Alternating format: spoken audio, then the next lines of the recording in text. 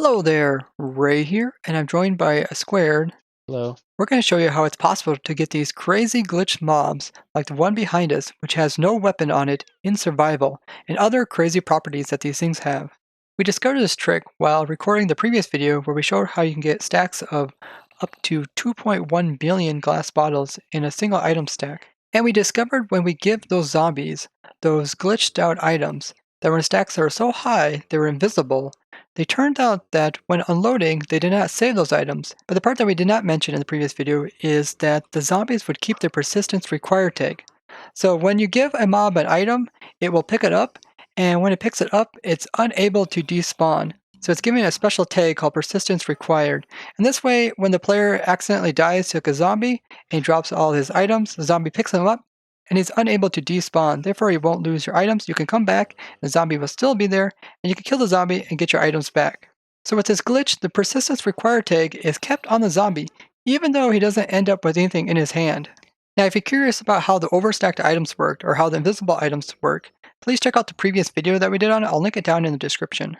This can be done in pretty much every version. We tested in 1.14, and Squared even tested as far back as 1.6. And you can do this with the stacked bottles. Once you have went ahead and got it overstacked, it's like this stack here would be able to show up on the zombie, but this stack would not, so we'll go ahead and throw that out. And you can hear him pick it up. You can see it there for a very short period of time. Now what we can do is we can unload these chunks, and we'll fly away and unload them. And what that'll do is it will cause the items in the zombie's hand to be able to try to be saved by the game, but they won't be able to save them, and therefore he will lose those items. But he still has a tag. So here I just did the data of the zombie, and you can see he is currently holding some glass bottles in his hand. So it says hand, glass bottles, and his count is -66. Now he also has the persistence required tag 1B, meaning he cannot despawn. When he gets unloaded, he'll lose this data since it's -66, but he'll still be able to keep this persistence required, meaning that he's unable to despawn even after the fact he's not holding any items on him. So let's go unload this guy. So now we come back to the zombie after an autosave occurred, and this will cause it so that the zombie's items will not be saved, very similar to that of the glass bottles if you've seen that video. And then we can go ahead and we can get the data off of this guy. And here you can see that where it shows his hand item, there's nothing in these brackets. You can also see that he still has the can pick up item 1, meaning he can pick up items, and he still has the persistence required 1, meaning that he's unable to despawn. Now this is kind of crazy because now you just got a zombie. He doesn't have no name tag. He doesn't hold any items. He essentially looks like a normal zombie, but he's unable to despawn. Now this trick can actually be used to get a wide range of different mobs that can be considered a type of glitch mob. So you can do this to like a villager zombie. You can also do this to a husk, as those type of mobs can have the pick up items tag without having anything inside their hands. So they automatically will pick up stuff. Now you can also do this to drowns, which also have this ability to pick up stuff. But you can also make some mobs that you normally cannot even see in survival. So you can actually remove the weapons off of some mobs which have their weapons. So different types of skeletons will have the bows, and like the wither skeleton has a sword, and pigmen, they will always spawn with swords. And it's possible to get rid of their weapons by using another trick that we showed in a previous video where you can get overstacked items. Now the way that you can get the skeletons without having anything in their hands, as you guys probably know, it's possible to give skeletons a better weapon, such as giving the zombies a better weapon. These type of mobs will always upgrade their weapons if they're able to pick up loot.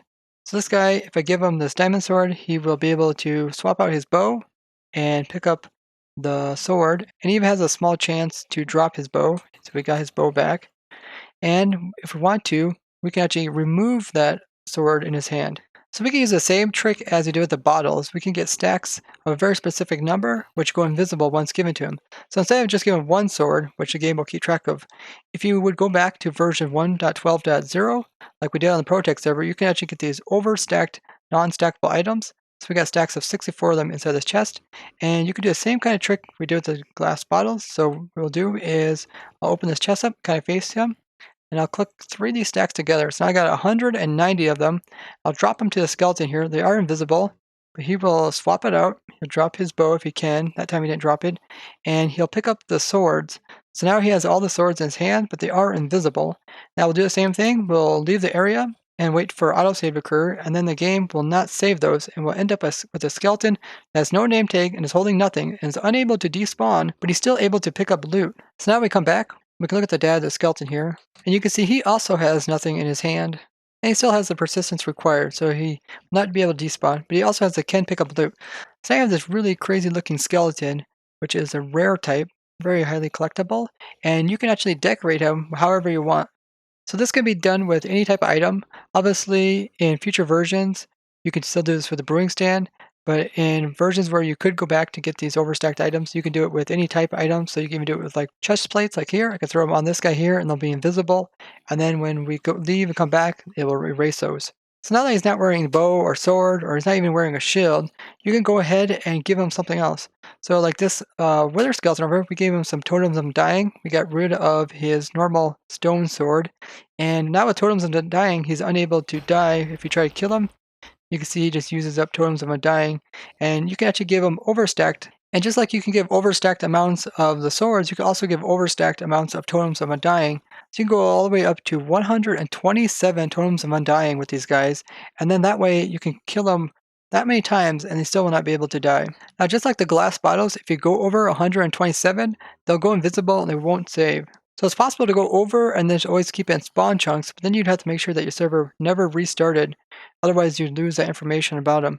Now, this guy we gave a whole bunch of stacks. You can see every time we kill him, he uses them up, but he still has more on him. Now, we actually have one of these guys on the ProtoTech server that we gave a whole bunch of the totems I'm undying to. Now, this trick pretty much works for any type of mob that can hold items. So pretty much every variation of the zombie. So we got the zombie, the villager zombie, we got the drown, we got the husk. Even works on the pigment zombies, which normally have gold swords. So you can remove it so they have no swords, or you can turn around and give them an item, such as we give this guy an emerald. And it also works on the variations of skeletons, since they also can pick up items. So you got the normal skeleton, you got the stray, you got the wither skeleton.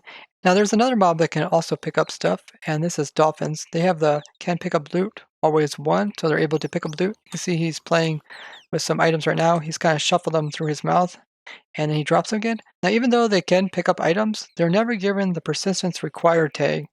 So therefore, it's not possible for them to have the same thing occur to them, where you can make it so they're unable to despawn other than giving them a name tag. So when working with these overstacked items and putting them through portals, if you work with stacks of like 127, if I throw this into the water and take it into the portal, it will appear on the other side. But if you would go over into stacks that are invisible, like 190, if I throw that in there, it's invisible when I see it. And it also went through there, but as soon as it tries to go through, none of it ends up on the other side. Like the game is not able to keep track of it. So the overstacked items of 190 never make it over into another side and are just deleted. Now gateway portal is a little bit different. I'll go ahead and throw some invisible items into this gateway portal. You can see they have showed up and they should end up over here. And you see I picked them all up. I got my 3 stacks. Because gateway portals, they go in between the same dimension. They're not like other types of portals which go to different dimensions. And there's a lot of bugs that actually occur when you try to go between different dimensions. Such as players, when they throw a projectile, the projectile is given a tag so it knows who threw it. And the reason for that is just in case it kills something, then it's considered killed by that player. And when you throw a projectile through these type of portals, it will not keep track of that. And it's actually a bug. I do have a bug report on it, and I really like it if you guys would upvote that, because if that would be fixed, there's quite a bit more that you could do with these mechanics. So this means you can get all those variations of mobs with nothing in their hands or nothing on their body without no name tag, and they're unable to despawn. These are going to be a really cool thing to collect up on the ProtoTech server, and I'm really excited to get these guys in some nice display cases showing them off. Now this also means it's possible to get rid of some mobs with armor on them. So if you have like a mob like this, you could give them like a sword to get rid of that, and you could give them like some better swords that would get rid of that sword. And you can kind of do this to get rid of any type of armor or weapon that they have, as long as it's not the most valuable armor that they accept. Now when you're working with these glass bottles that you're stacking inside of the brewing stand, if you have forge, it's not going to show up that they're getting stacked inside of here. And also when you're like trying to move stacked items around like this, it's not going to show that these numbers getting higher in your cursor right here. So that's something to pay attention to when using forge. And that's just a visual glitch.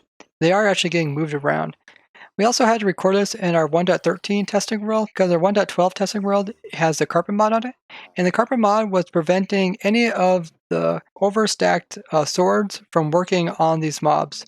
So we're unable to do anything like this where we're able to drop them overstacked swords and have them pick it up and then have them lose the other items. And we're not quite sure why, but it didn't work on there. So you have to make sure not to use a carpet mod. Now the same thing can kind of happen when you hand them to a zombie and send them to the portal.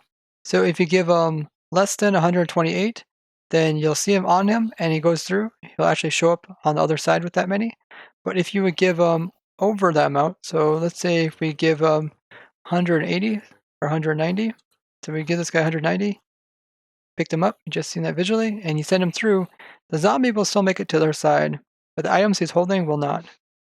So Yeah. villagers also have an inventory, and you can try to give them overstacked. So if I click here, this is actually 127 seeds. If I drop them, what the villager will do is he'll pick them up, he'll act just like a hopper, where he will only take in 64. So if we look at the information, you can see that in his inventory, he's only picked up 64, and all the rest just got deleted. Very similar to like we seen in the previous video, where we dropped bottles on a hopper, and it only took 64 and everything else got deleted. Man, look at that thing whacking. He has a bone in his hand. That's a large bone. I guess because the wither is large, what It he's holding renders is it also very larger. large. Yeah, I think Huh. so. I don't know about his Interesting. shield. I think, yeah, his Almost shield is seems like also a larger bug. too. Because we also gave one of these Come on, guys hit me. a dragon head. Yep. Oh yeah, there it says. So when they kill you, it says that he was killed by a wither skeleton, and it says using a club. So if you hold over with your extra information, so Yeah. F3 and H, it shows the name, when it's been renamed. It also shows what it is. Now it even Yeah. shows the NBT tags, which is kind of cool. So you can really pimp out your different types of mobs with some pretty cool gear, and you can even get them to kill you and have a special name. Where typically, if you try to do this with this guy, he wouldn't hold any items other than like a sword or like a bow, depending on what type of skeleton it is. Some very unique mobs that you can get in your very own survival world, maybe even show them off to your friends. We'll provide the world download to this world in the description if you want to check it out in more detail. Big thanks to a Square for helping me. I'd like to thank you guys for watching, as well as if you guys like to see more crazy glitches like this for vanilla survival, be sure to go ahead and subscribe and hit that bell button to get notifications. And if you did enjoy this video, go ahead and like it and share it with someone else. And if you have any cool ideas that you think we can use these type of mobs for, tell us down in the comments. We're really curious. Bye bye. Bye.